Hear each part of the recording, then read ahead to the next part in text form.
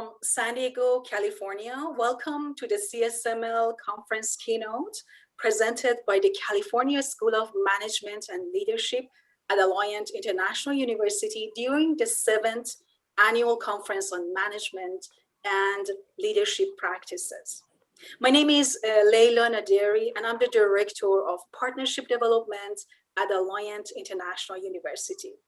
Thank you for joining us today, and I hope all of you are well, healthy, happy, and ready for a nice weekend, right? Wouldn't it be great if there was a blueprint for creating a healthier, happier world? Well, there is. In 2015, the United Nations adopted a series of sustainable development goals called SDGs that outline a path to peace and prosperity for all. Today, we are so excited to hear from keynote speaker, Ambassador Amanda Ellis, as she explains the essential role of business in this ambitious quest. So for the agenda today, we will begin with the opening remarks from Dr. Rajna Kumar, conference chair and dean of California School of Management and Leadership. Then I will introduce our keynote speaker, Ambassador Amanda Ellis, as she will talk about leadership for regenerative global features. Please feel free to use the chat box to share your questions or comments, because after her talk, we will have Q&A and trying to have a very friendly dialogue with Ambassador Ellis. And then we will wrap up the session with basically final notes and an announcement. So without further ado, I would like to welcome Dr. Rajna Kumar, Dean of California School of Management and Leadership. Thank you, Dr. Naderi. And I want to say good morning to everyone. However, this is an international event. We have Ambassador Amanda Ellis with us from another time zone. This is a keynote of an international conference. There are very many attendees from different time zones. So good morning will not really be appropriate. I would say good day to everyone. Thank you for joining us. And welcome to the keynote address for this international conference. I will take a few minutes to tell you a little bit about the school, a little bit about the conference, and then welcome the keynote speaker. Dr. Naderi, can we go to the next slide? Thank you. This conference is being hosted by Alliant International University. We are from the business school, Business and Management School. Alliant International University is a private accredited institution. We have been around for more than 100 years. And we are proud of the fact that we have survived so many different weathers, climates, events, Wall Street going up and down, and as you know, right now, a pandemic. We have several alumni, several graduated students all over the world, which is what makes us truly, truly international. So Alliant International University has within it different schools. We are from the business and management area. We have School of Psychology. We have a School of Forensics, School of Education, and a School of Law. That makes up Alliant International University. We have campuses all over California. You see the campuses listed over there. And we welcome students from truly all over the world. And we are a truly global university. California welcomes all of you, and we welcome you. Next slide, please.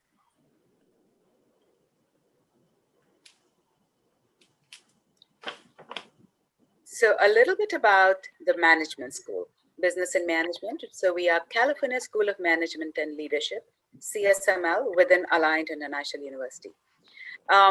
We train students with skills in the management of technology and quantitative fields for today's contemporary business environment.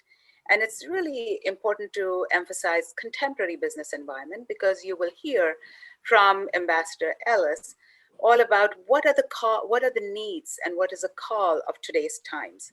So that's what we do. We train with contemporary skills that are required in today's environment.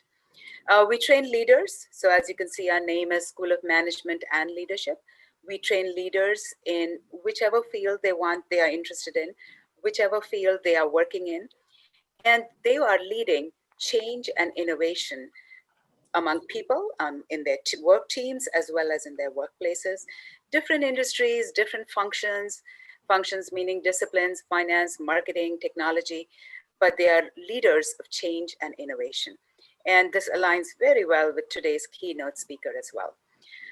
We offer programs that give students the credibility and the reputation to make a very big impact. It's not just about getting the next job or being successful in your career. It is about the impact that we bring to the society. And again, one more time, I will say it will very well align with the keynote speaker today. We have graduate programs. As you can see, we have an MBA, we have an MS in Information Systems and Technology, in Data Analytics, and in Healthcare Analytics. We have doctoral programs, a DBA, and we have a PhD in Leadership. And we have several shorter term certificate programs. You see them listed there. The nice thing about the certificate programs is that they're shorter term. Typically, you can do it in 4 to 6 months. And the credit that you earn will go towards your next degree if you wanted to do an MS or an MBA. Next slide, please. This tells you a little bit about the conference, which is starting now as we talk, because the conference opens with the keynote speaker. It is the 7th California Annual International Conference on Management and Leadership Practices. We have attendees from different countries, and the presentations, etc., will start after the keynote speaker. We go into tomorrow as well. The keynote speaker is what basically sets off the tone. And so we are really proud to start the conference from here. There is the registration link if you are wanting to join the presentations and the seminars and the sessions after the keynote, and you don't have the registration link to the presentations, talk to any one of us, email either Dr. Naderi or me, and we'll send that out to you. All right, so the next slide. So this is basically the start of what are we going to talk about. It's a summary, and of course, I'm not going to take much time on that, but just a minute on the summary of what you'll hear. So we talk about sustainability, development, business, responsibility, leadership, and so very many questions come up. For those of us who want to start, those of you who want to start your career and want to make an impact, you should question. I'm sure you question. So what is the importance of these concepts? Are these buzzwords, or today the criticality of these terms is so much more? Whose responsibility is it to look towards sustainability goals? Is it just United Nations? Is it Ambassador Ellis's responsibility? Is it mine? Is it yours? So whose responsibility is it? And hopefully we will come towards the end of today's session with a very definite frame of mind, of a sense of responsibility, of the importance of these concepts, and about what connects these concepts. As I was beginning to say, Ambassador Ellis, who is your keynote speaker, actually is the epitome of connecting these concepts, of making these real and explaining to you why it is our responsibility. What is the impact we can make? She has been really on the forefront, doing hands-on, connecting the concepts, not just in the past, not just today. She's already paved the way for connecting these concepts and making the impacts in here for the continuing future. With that, I will hand it over to Dr. Naderi to introduce to you the keynote speaker. Oh, thank you, Dr. Kumar, for the opening remarks and the message that you had for our audience. And I'm glad, thank you also for sharing those questions. I also always believe that great leaders, they usually they don't necessarily begin with great answers. They begin with great questions. And you actually highlighted some good questions about the topic of Keynote today that I hope our audience start to contemplate on those. And I'm sure our keynote speaker will highlight and have some good responses about what she has done actually in this field and the global impact she has had. So it's my pleasure and honor that at this time to introduce our keynote speaker, Ambassador Amanda Ellis, and I would like to have just introduce her briefly so that you get to know about what she is doing in the global community. I admire Ambassador Ellis not only because of her leadership qualities, as well as also the global impacts that she's making with the team that she has been working, but also in terms of she's doing wonderful publications, research also within the field that is backing up with her action also. So just a little bit about our keynote today.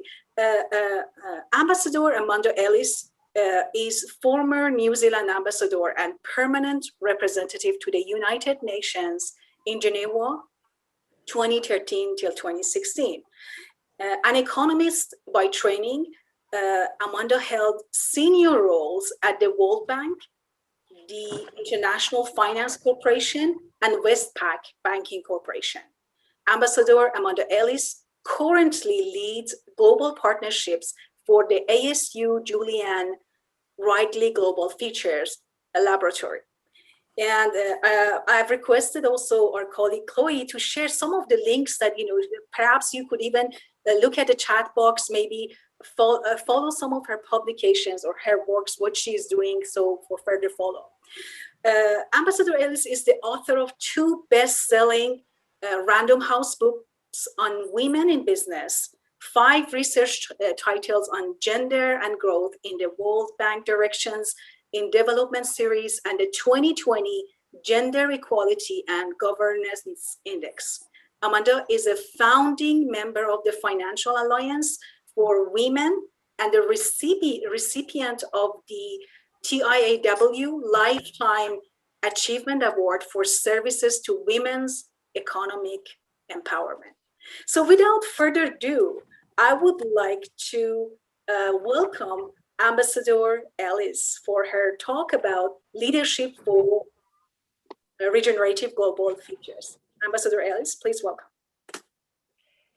Thank you so much, Dr. Kumar and Dr. Naderi. It's a real pleasure to be with you and your incredible international group today. Kia ora from Aotearoa, New Zealand. Greetings in the Māori language. It is the fall here in New Zealand, and it's a very exciting time for business because the business plans here that are being developed are 500-year business plans. Our Indigenous Māori people want to remind everybody that we are all stewards of our planet and that business needs to be purpose as well as for profit. So I'm thrilled to be joining you today and wanted to share a number of slides with you as we move through. You'll see that I've titled this Leadership for Regenerative Global Futures.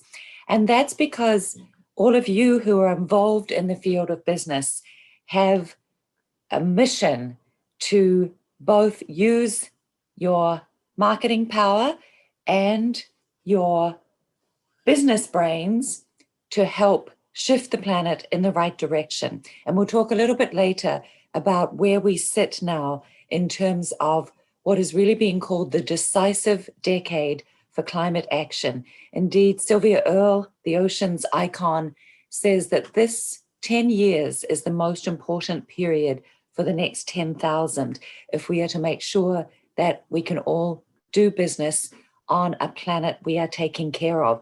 As Paul Polman, the previous CEO of Unilever, says, there will be no business to be done on a dead planet.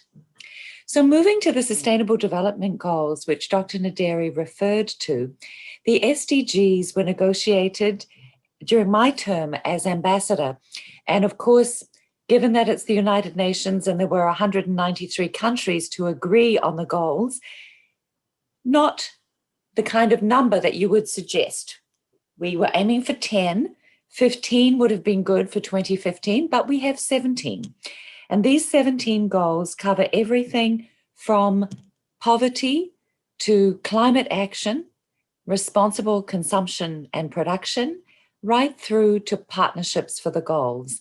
And that is one of the elements that I think is so critical as a real key to your success in what the World Economic Forum is now calling the fourth industrial revolution. Now, we're going to come back to the Sustainable Development Goals, but I just want you to have those as a frame, knowing that that is becoming an increasingly important context for what we're calling ESG, Environment, Social Governance, and SDG compliant business. So what is our context right now? Dr. Kumar referred to the current pandemic, which of course is a once in 100-year occurrence. But what is so interesting is that this pandemic was predicted by the scientists with a 70% probability. And that is why the Obama administration had set up a pandemic task force in the White House. So one of the things that I want to impress upon you all, and I know that you're all brilliant tech gurus, but the importance of technology, of data, and of being able to analyze that data to both predict and prevent. So with the COVID-19 crisis that we find ourselves in, it is so interesting that two concepts have really been brought home to bear on a global basis. First of all, interdependence. We are on a global village. And so what is happening in one country affects another. And we saw that with the very rapid spread of the virus. The second element is this notion of exponentiality. And we know that it took 3 months for the first 1 million cases of the virus. And we're now seeing, for example, in India, close to 400,000 a day.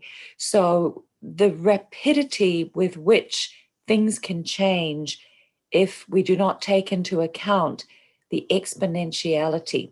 And I wanted to draw the parallels with the climate crisis. When the scientists first started making the clarion calls about this crisis some 40 years ago, the changes required were relatively modest.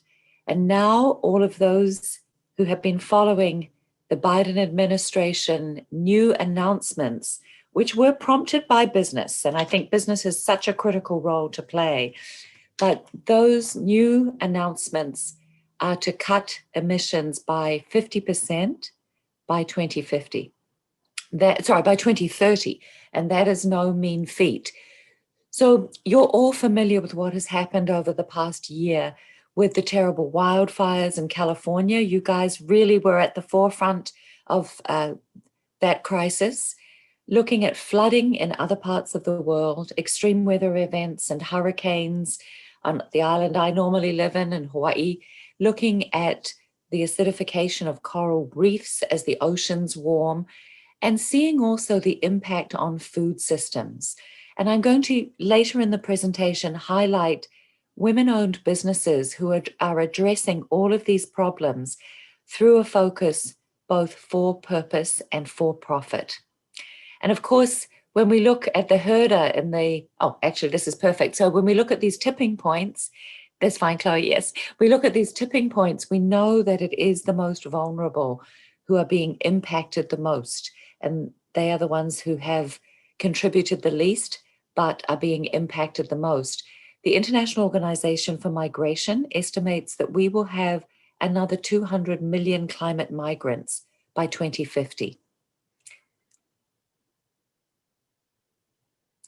So this, I think, is the slide of most importance to all of you who are leaders in business and aspiring leaders. What are the big shifts? Now, just in the last few years, there has been a tremendous change in the US business landscape. So in 2018, the Business Roundtable 200 issued a new proclamation pointing out the importance of this shift from shareholder to stakeholder. And we'll talk more about that. This year, Larry Fink, who is the CEO at BlackRock, who manages around $7 to $8 trillion of funds, which is pretty close to 8 to 10% of the global economy, has reminded everybody that climate is now a material issue for boards, and we have to be integrating it into business planning. Third, sustainability as a selling point. We are seeing now a whole range of companies who are recognizing the importance of not only the Sustainable Development Goals, but also sustainability as a broad concept. And if I think of just some of the recent ones, just this week, Unilever, for example, came out with their climate transition action plan, which was approved at their AGM. And in doing that, they noted that it was important that transparency and accountability were concepts really at the forefront, noting that we hope that this action is going to encourage others. So there's a real sea change now in companies recognizing that not only customers, but also shareholders and stakeholders are promoting sustainability. Now, we're seeing all sorts of coalitions like the We Mean Business Coalition, which influenced the Biden administration recent announcements on Earth Days. And they are also coming out with things like the Science-Based Targets Initiative. Again, data and technology being absolutely critical for both monitoring and measuring. And many of you will be familiar with business ambition for 1.5 degrees Celsius. And of course, this year is the Conference of the Parties of the UNFCCC, the UN Framework Convention on Climate Change, which was agreed by not only all member states of the United Nations, but also by the EU. So that is a very important meeting coming up in November of this year that you will all be wanting to keep an eye on for the global context for business as well. And one of the things that I've found fascinating too is seeing just how many coalitions, when we think about partnerships for the goals and SDG 17, the LEAF partnership is one that I love the acronym, but it's lowering emissions by accelerating forest finance. And we're seeing more of these kinds of partnerships between nation states, like the US and Norway, who are two of the main backers, and a whole range of business partners who are wanting to protect forests and provide livelihoods for Indigenous peoples. We're now also seeing regulatory trends, which is so important for you to be tracking.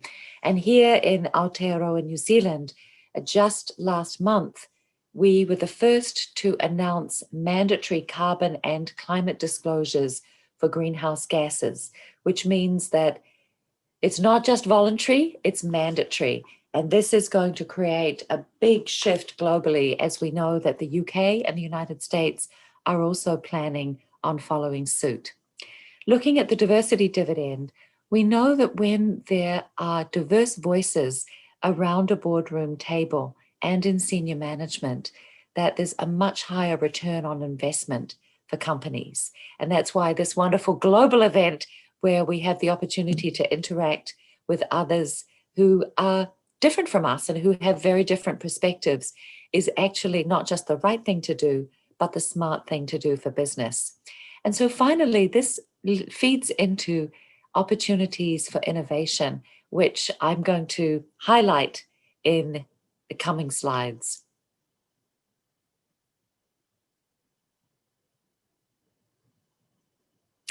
So just to show you, this is the Business Roundtable statement from September 2020. And you'll see here that this is the shift from shareholder to all of our stakeholders, and noting a fundamental commitment to all of our stakeholders and delivering value to all stakeholders. So I think this is a very important shift to highlight. Thank you, Chloe. Next slide. So to give you an idea of the environmental, social, and governance explosion, here are some of the highlights that companies are now looking at.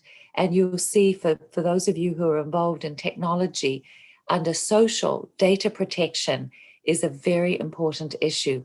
But it's so important to see right across the board how much broader business leadership needs to be now. Next slide. I wanted to spend some time on a very important initiative. And in fact, Leila and I met through the International Leadership Association, which is a partner for the We Empower UN SDG Challenge, launched by the Secretary General and the President of the World Bank at the United Nations General Assembly in 2018, along with the Council of Women World Leaders. And so this, I think, is a wonderful example of a global partnership. There are over 70 partners, and WE stands for Women Entrepreneurs. Why just women?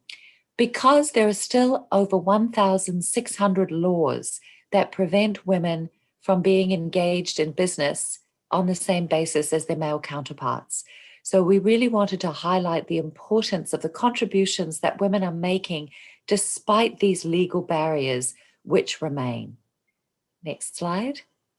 So what I've done is chosen businesses from the sectors that we outlined earlier, and I wanted to highlight these with you because these founders could be you guys too. So first of all, Brianne West from New Zealand, who is the founder and CEO of Ethique. And Ethique is the world's first full zero waste cosmetics line. And what we've done is highlighted the SDGs that Brianne's business is supporting, but also just to tell you a little bit about the story. Brianne was at university and doing a chemistry degree, and she read something that so upset her that she went home, just cut out on all her classes. She read that in little old New Zealand, where we have less than 5 million people, 100 million plastic bottles were going to landfill every year. And she was just so distressed by this that she went home, was having a hot shower, shampooing her hair and using the soap. And she was looking at the plastic bottle of shampoo and the bar of soap. And she kept thinking, you know, I'm a chemist. We don't need water for shampoo. And so she said, okay, I'm going to drop out. I'm going to be a baby Bill Gates, and I'm going to create a business that's going to mitigate plastic waste. So fast forward 5 years, I met her. She had a scholarship that I give to a woman leader every year from New Zealand or the Pacific. And when we met at the East-West Center in Hawaii, she was literally working in her kitchen with her mom, and they were doing everything by hand. Fast forward 5 years, she now has 2 factories, $100 million turnover, and is in places like Target and Walgreens and Hardee's in the UK. So this for me is a real inspiration. And I caught up with Brianne. She gives 25% of her profits to good causes. And she said what she wanted to do as a millennial was really help use business as a problem-solving mechanism. So for me, a real inspiration, and so important to be able to move away from plastic, which the World Economic Forum says if we continue on our current trajectory, there will be more plastic than there will be fish in the ocean by 2050, which is a terrifying prospect. So next. So from Africa, Habiba Ali is the founder and managing director of Sosai Renewable Energies. As a child, Habiba grew up in a very poor family, and she had to sell food on the side of the road to help create an income. And what she did was cook over kerosene. And she had a terrible respiratory problem that meant that she was often sick as a child. So as she grew older and became aware that there were new technologies, she became a solo entrepreneur. And now Habiba has helped over 5,000 other women in northern Nigeria, which is Boko Haram country. And many of you may be aware that's where the girls were stolen from school. And there is still great danger, in fact, for women because of the cultural dimension there. So Habiba set out to support other women and to actually take that childhood experience, which she had had, to another level, and to create partnerships with other women entrepreneurs for clean cook stoves and for solar. Next slide. So third business is from Rwanda, French-speaking Africa, and Christelle Kwizera studied in the United States as an engineer, and she realized that in fact water was a critical element to help her own people back in Rwanda. And of course, there are so many waterborne diseases.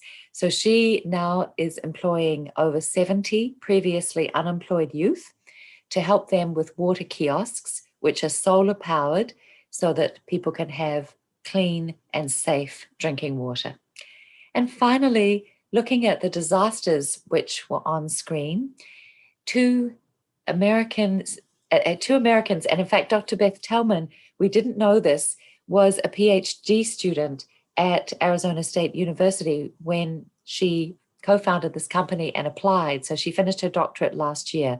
And what is so exciting is that this company is using AI and big data to help solve the climate crisis for people. Many of you may know that flooding is actually the #1 cause of loss of life and of damage to property currently as a result of the climate crisis. And so this is crowdfunded now, was seed funded by Google and the World Bank. And what is so exciting is that Beth and Bessie work directly with groups of women on the grassroots in developing countries to help warn them when flooding is likely to occur so that they can move to safer ground. Now, finishing up, this is the last one around food systems from Hawaii, and Bryn is both Native Hawaiian and Native American. And she has founded Voyaging Foods, which initially was because her son had an allergy to gluten. And then she realized that she could use indigenous crops. So you see here a taro plantation. And this is also, taro is also a god in Native Hawaiian mythology. So in cultivating taro and then breadfruit and being able to create products that are not only good for those who have allergies, but are also preventing the reliance on imported foods. Bryn has started a collective through Women on the North Shore and a farmers collective to help share her solar-powered dryer for any community member who would like to create their own products. And what is so interesting is that in Hawaii, we're very conscious with the pandemic and the disruption in global supply chains that over 95% of food is imported. So here are 5 amazing examples from the different sectors that we highlighted of women entrepreneurs who have seen a problem and found a solution that is also supporting the Sustainable Development Goals and is aligned with climate conscious business. So moving to the next slide. So just to give you a little overview, Christina Figueres was behind the UNFCCC being able to bring everybody together in 2015 to sign the Paris Climate Accords. And she now has a company which I just love the philosophy of. Her central philosophy is stubborn optimism. And she says, we're not victims of the past, we are co-creators of the future. And that's why your role as students is so critical. This is your world to create.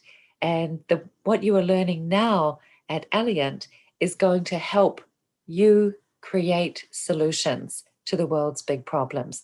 And this circle gives you an idea of the transdisciplinary approach that we think is so important now, to have this learning, discovery through research, providing solutions, creating networks, and really being able to engage globally. So next slide to finish, Chloe. The UN Secretary General points out that we have only one planet and only one future. And this is really a critical time for us all to be engaging and for business to be showing leadership. And I think for me, this is the most exciting thing because business really is leading the way through the insurance companies raising the clarion call that there are going with the rising tides. There are some areas that are going to be very difficult to ensure, and business needs to be planning now for climate as a material issue. Then looking at investment, some of you will be familiar with the work of the Climate Disclosure Project, and they do fantastic work, again, using big data. And this helps to show consumers and investors what the climate footprint is of companies. And what is so interesting now is that the latest data shows that fund managers with over $100 trillion in funds under management are now requesting climate and carbon disclosure. Even ExxonMobil, about a month ago, came out and made voluntary disclosures. So this is so interesting to see the private sector leading the way, first with insurance, then with investment. And now we're seeing the movement with so many climate coalitions coming together that business is actually heralding from shareholder to stakeholder, and business noting that climate is a material concern. So as the Secretary General points out, so important that we all engage with science, and technology and data is absolutely an integral part of that, and that leading companies are really leading the way now. We are looking for companies to be both market and moral leaders. And I love this idea of market and moral momentum, that we can have both collaboration and competition or co-opetition, and that we can come together in coalitions for positive change where business can really be a driving force for good. So I'm seeing some fascinating comments in the chat as well. And so absolutely delighted to join with Dr. Kumar and Dr. Naderi in an exchange now to engage with you on some of your questions and comments. Thank you, Ambassador Ellis. That was a really thought-provoking keynote. Thank you for sharing your insight with us. It's just like, and also, to me, when you were sharing those stories from women entrepreneurs that they found actually a solution because they saw the problem, it just brought me up this statement that victory comes from finding opportunities in problems. It's just like, sometimes, thank you for highlighting that, because we see many problems, but also how we could change our perspective and looking at it as, opportunities that we could make global impact, serving our community, and also running, as you mentioned. I love the way that you mentioned climate conscious business models, just like, understanding that, like, what we do, it's a business, needs to have those business components, but also how could we become more conscious to the environment, climate, and it's just a lot of opportunity from that level. So at this point, we would love to open for questions and answers. If anyone has questions, please feel free to share your comments, but also Dr. Kumar, do you have any question would like to share? And I have a couple of questions that I personally also could share once, and also our participants could share their questions in the chat box. Yes. And I see Becky has a question in the chat, but I will make a comment as we pass it on over to Becky's question. The comment I wanted to make was that more and more we are realizing the interdependencies and the connectedness of the globe. And I hate to bring in the pandemic again, but at this time, it is so obvious. If we didn't understand it, for those who didn't understand it before, they realize that it is not that there is one segment of the global community that can progress or that can be successful or that can flourish, while another segment can be in the throes of pain or poverty or not success. So this interconnectedness is something that Ambassador Ellis, you really, really highlighted very well. Not just the regional and geographical ones, but also the connectedness of segments. There's women entrepreneurship, there's success of different ethnicities and different gender communities. Everyone is interconnected. The sooner we understand this, the better we will make sure that everyone progresses. So back to you for some comments, and then we'll go to Becky's question. Thank you so much. I could not agree more. And I think for me, having the privilege of being able to be an economist at the OECD, the Organization for Cooperation and Development, based in Paris, and then at the World Bank, based in Washington, D.C., but working with a very global remit, it made me realize how much we have to learn from each other. And the more that we're able to connect, and Zoom actually has been a godsend, because we can engage like this without having to get on a plane. And I think that's been such a wonderful, wonderful opportunity for us to be able to share and learn from each other better. And I think, too, to learn different leadership models. In the old days, there was the strongman model of leadership. And in looking at the pandemic, that has proven to be so much less successful than collaborative and cooperative leadership models. And I want to highlight particularly 7% of world leaders had 40% of the positive responses to COVID. And I wanted to see if anyone wanted to pop in the chat what they thought that defining characteristic might be, if anyone can guess. New Zealand had some leaders very much. Yes. So the defining characteristic was that they were all women leaders. So at the time, there were only 7% of women leaders, but miraculously, they all led positive responses to COVID, from New Zealand to Singapore to Taiwan to the Nordic countries. And so it was very interesting. There's been quite a lot of research done by the International Leadership Association on why. And part of it was listening to the science. And you both pointed out how important it is to have science-based approaches.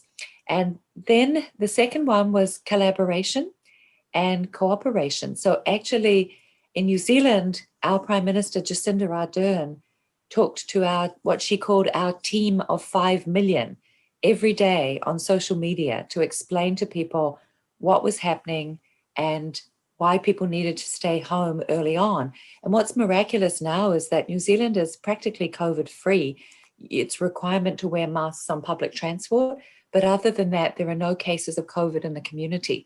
So it's very different from the experience in the US. And I'm just to share with everybody, I'm here because unfortunately my mom, who is almost 90, is in hospital. So I'm the only living relative. So that's I'm here and went through the managed isolation process. But for me, that notion of really engaging with science, being collaborative and cooperative. And then the last element is compassionate. And we often don't think about that in the context of business, but knowing the work that you do, I know that's a philosophy that you espouse. And I think that that's an element that we all need to be cognizant of, not only at times when there's a pandemic, but more broadly, because as Dr. Kumar said so rightly, we are very interconnected as a planet. And as population increases, we become so much more aware of that. And I'm just seeing there's a couple of questions here.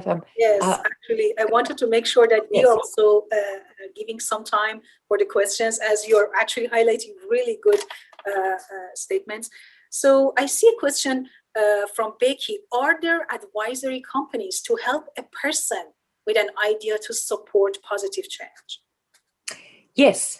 So there's a whole range of advisory companies, and it depends on what level, Becky. So the big and well-known companies like the McKinseys and the Booz Allens are very engaged in this space.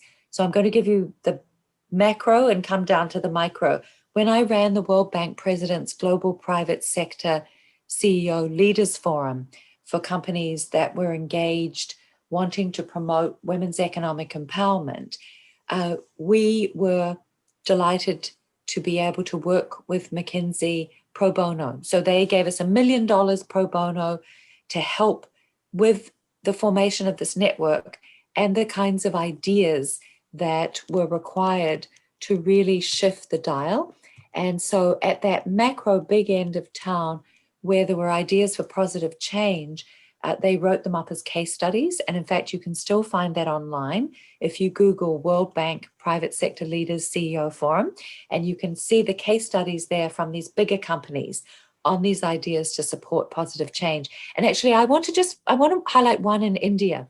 So Unilever, Hindustan Lever, was looking at the problem of widows being really outcast in Indian society some decades ago, and the fact that often when a husband died, the wife would throw herself on the funeral pyre as well, and often children would be left.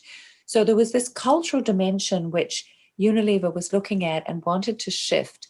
And they said, well, how is it that we can help train widows and look at the problem that we see in India with hygiene and hand washing and waterborne diseases? How might we brainstorm to bring those things together?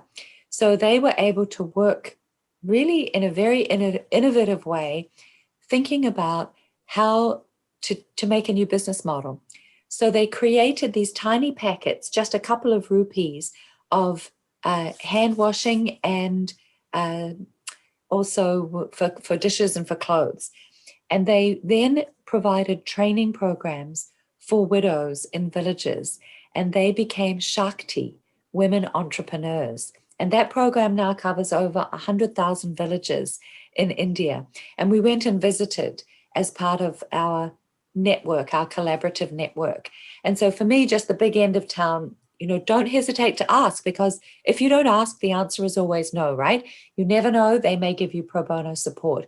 Then coming right down to, there is a whole new coaching business these days where entrepreneurs are coming together for one-on-one, and you can just sign up for 1 or 2 sessions. And I know when you're starting out, you don't always have a lot of money. So that's another way that you can say, all right, I want to hire you as a coach to help me develop my idea for positive change. Then there is a couple of free ways. So one is to seek out a mentor, and you then, again, if you don't ask, the answer is always no, and ask them for a couple of time-bound sessions. Say, I know you're a busy person, but you've done X, Y, Z. I would like you to be my mentor for 2 15-minute sessions on my idea for positive change. And I think often as students, and I certainly was, we're too frightened to ask. And it's only as I progressed in my career, I realized that in fact, most people, if they can't help you themselves, will refer you to somebody else. So don't hesitate to ask. And of course, those of you studying business have, of course, a wonderful set of resources with Alliant and other universities. So don't hesitate to ask. Now, may I move to Renee's question? Yes. Oh, absolutely. Thank you for, yes. Fantastic. These are such great questions. So Renee, the leaders within the financial segments of the economy, how can they assist in the shift of viewing return on investment as not only measuring financial benefits, but with the potential benefits of purpose as well? Brilliant question. Well, we're now seeing many companies actually come out with their annual reports and create, some of them are still calling them CSR, but that is moving, I think we're moving beyond CSR, the corporate social responsibility. Some are coming out with sustainability reports, but many are now embedding this reporting, what has been called triple bottom line, and now companies are moving to quadruple bottom line. This kind of reporting is now being integrated. And so as a boring old economist, what gets measured matters, what gets measured gets done. So I'm really excited to see this shift. And many of you will know that there's a whole range of different reporting mechanisms. It's almost an alphabet soup right now, but there are movements to bring these together so that it will be much easier for people to look at an index. So the MSCI, for example, has a series of indicators, and you can go and have a look and say, well, actually, what is that measurement?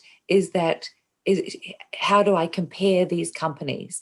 And I personally think that in the US, the Business Roundtable move from shareholder to stakeholder is massive. And that the fact that the World Economic Forum came out with the Davos Declaration and Manifesto similarly just 6 months later in January 2019. So we're seeing that there's a real gathering of momentum that this is being measured. Now, there's another area that really dovetails in with Corey's question too. So I'm going to keep answering both. Are companies feeling the pressure to act on climate change? So this is a really critical question. The answer is, I think, emphatically yes now. And that is partly because of the work that NGOs can do. And Dr. Kumar's point about partnerships, that it's actually really important for us not to forget that civil society plays a really influential role. And so the Climate Disclosure Project, in actually making this data available, has been putting pressure on companies. So if you do not disclose voluntarily, they will disclose on your behalf. And I think that's part of the reason that ExxonMobil, which is still a very large fossil fuels company and has committed to expanding by 25% in the next 10 years, which I think is pretty scary, on the basis of demand for single-use plastics, that they're seeing the writing on the wall, and we are seeing write-downs of what could well be stranded assets. One of my bugbears is that there isn't enough interrelationship between government and the private sector. So, for example, the IMF, the International Monetary Fund, estimates that there are some $5 trillion plus in fossil fuel subsidies annually, which is just completely crazy, right? Because we are fueling our own demise. And part of the problem with governments being captive of lobbying, and you will have noticed back on the ESG slide that under governance, disclosures around lobbying are one of the issues that is now being looked at.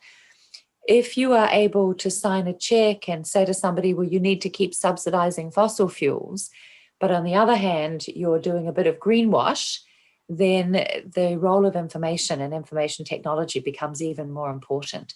So with climate change, there are a whole range of new initiatives, like, for example, the Science-Based Targets Initiative, and the fact that companies are coming together now to hold each other to account, and that we as stakeholders can do that too by trying to look beyond the greenwash. And I was looking yesterday at a big controversy in Australia where there has been a company that has been telling everybody how green they are.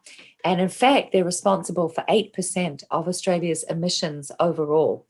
And that company, AGL Australia, was then called out online by a network called echo.com and Greenpeace. And there was an article then noting afterwards that in April 2017, their share price was $28. In April 2021, it's down to $9. So showing that the market is actually beginning to punish companies who are not acting on climate change. Now, the point about the governance or steering mechanism in place is a really good one. So at the global level, the UNFCCC, which is the UN Framework Climate Change Convention, which has 198 parties, so it is a global convention, that everybody is coming together in Glasgow or online, depending what is happening with the pandemic, in November this year. And countries have to have disclosures. Now, global governance has a number of problems because, of course, it's voluntary and people have to buy in. But these disclosures at the moment would see us at over 3 degrees. And we know that to stay within safe limits, it needs to be 1.5 degrees. Hence, we have the Science-Based Target Initiatives and the Coalition for 1.5 degrees. So companies are coming out publicly and holding each other to account. But at the moment, the UNFCCC is the global body. There are 3 flaws as far as I see it. One is that the commitments are voluntary. 2 is that countries are actually disclosing themselves. And so there's no independent mechanism. And 3, that we're not actually able to verify. So this question, Corey, is an absolutely critical question for this decade of action. And I'm hoping that what you have asked is going to be prompting a deeper discussion of this at the COP, what they call the Conference of the Parties, in November, and why it's so important that you business leaders, future business leaders and business students are asking these kinds of questions. Yeah, it connects very well with that question of who's responsible. You know, big business is responsible, governments are responsible, but then it needs to come down to who is questioning all of us, and that is what keeps them responsible. What you just described also connects with one of the questions in the Q&A, and it's a second one. What would be the chances of having the innovative business environments which may lead this planet without any borders, you know, in a united, and he's written, or this person has written, in a united way? I love that question. And I think in really understanding, I'm hoping that there's been a real shift in mindset as everybody has experienced the pandemic and realized how interconnected we are. And as the Secretary General says, you are not safe until I am safe. And so, you know, looking at some of the behaviors of governments with vaccines has been perhaps less than hopeful. But I am a stubborn optimist. I want to be a stubborn optimist like Christiana. And I think the more that people exhibit good behaviors and show that in helping our fellow citizens, we are helping ourselves. And the same is true as it was for COVID, for climate. We all need to be playing our part. And the fact that now the Biden administration has made such incredible commitments. And in fact, so has China. China has come out and said that they will be completely will be meeting their targets for net zero by 2060. I hope they bring it back to 2050 because the scientists are telling us that's where it needs to be. And we still have a long way to go to get there. It's not going to be an easy road. Now, the question that Saba has with corporations self-monitoring, I think some, yes, are self-monitoring. And we heard yesterday from Google, for example, that they are not only self-monitoring, but they're holding their clients to account. And we at ASU co-lead the Sustainability Consortium, which has $1 trillion of consumer-facing goods in supply chains. So also for corporates to hold their supply chains to account and to measure and monitor. And yes, there absolutely needs to be more decisive action from governments. The business community has been leading the way, prompted and spurred by the NGO community and the ability for really good capture of data to be able to call companies out. So I think this, coming back to Dr. Kumar and Dr. Naderi's points again, this importance of global connectivity and really partnerships for the goals is absolutely critical. Absolutely. I'm glad you highlighted, and I know due to our time frame, I want to be mindful about that. Still, I see good questions, coming, and also I want to be mindful to your time because you're joining from New Zealand, and you mentioned we really we appreciate that. So for the final thought, actually, what you mentioned, actually, I think we discussed about that. I love this African proverb. If you want to go fast, go alone. If you want to go far, go together. And I say that for when it comes to being having climate conscious business, we need to go fast and far.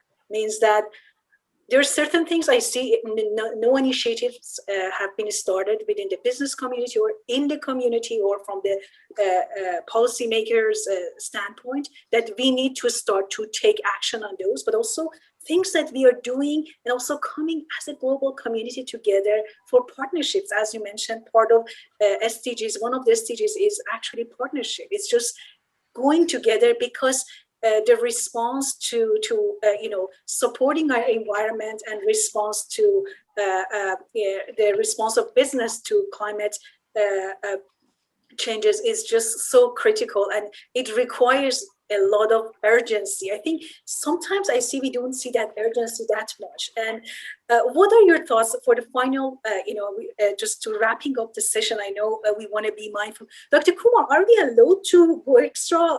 And also I want to ask Ambassador Ellis if she has time. Maybe we just take a couple more minutes, just like maybe even share other questions. What do you think? I'll let Ambassador Ellis decide.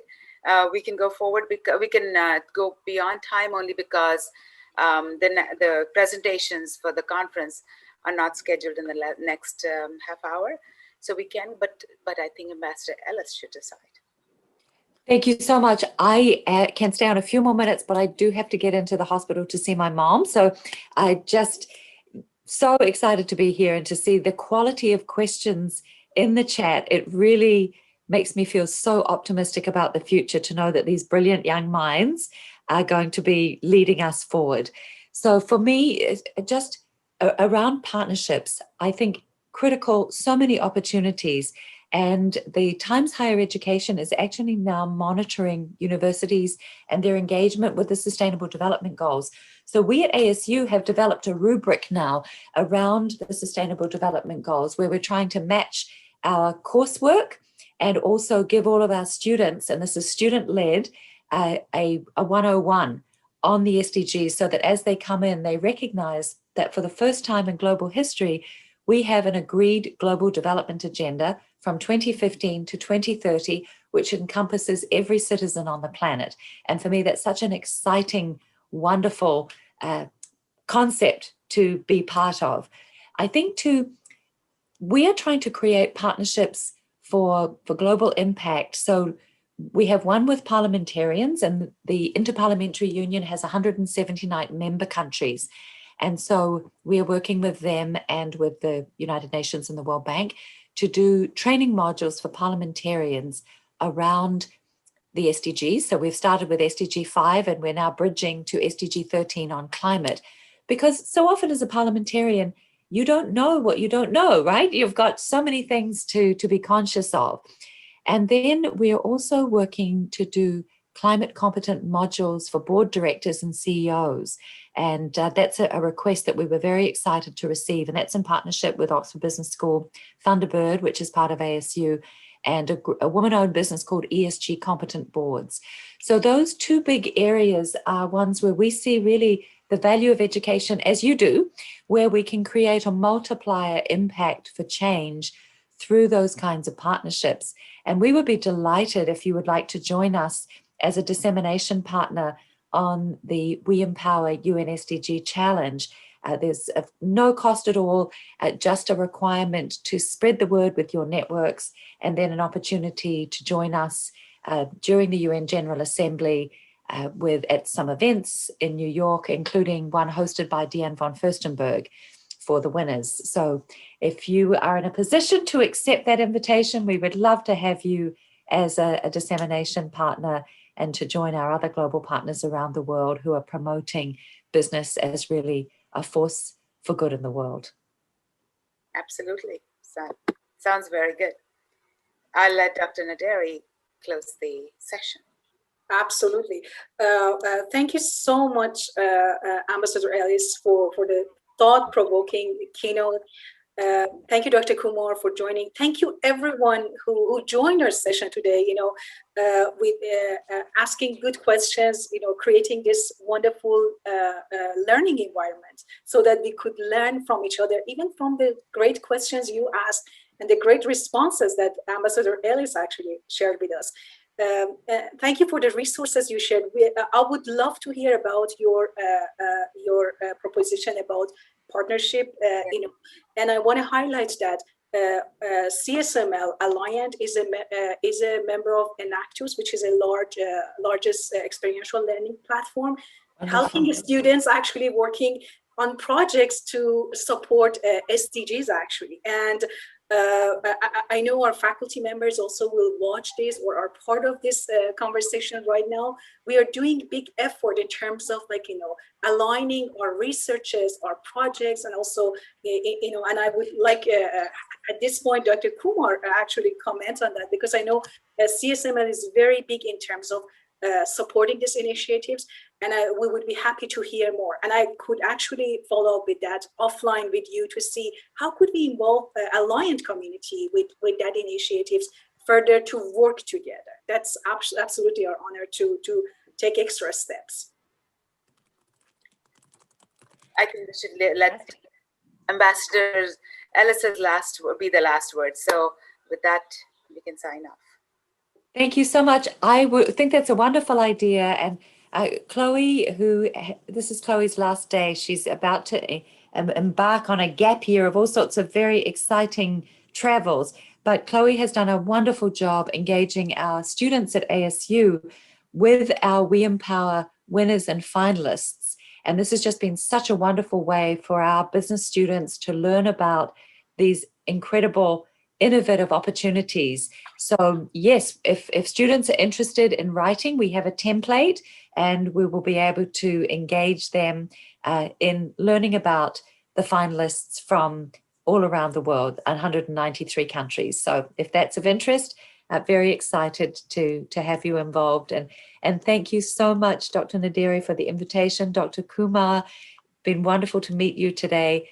Thank you for all you're doing to help really create a planet where we will all be proud to pass on to future generations, and where business has not only a profit-making, but also a purpose-driven mission. Thank you. Thank you.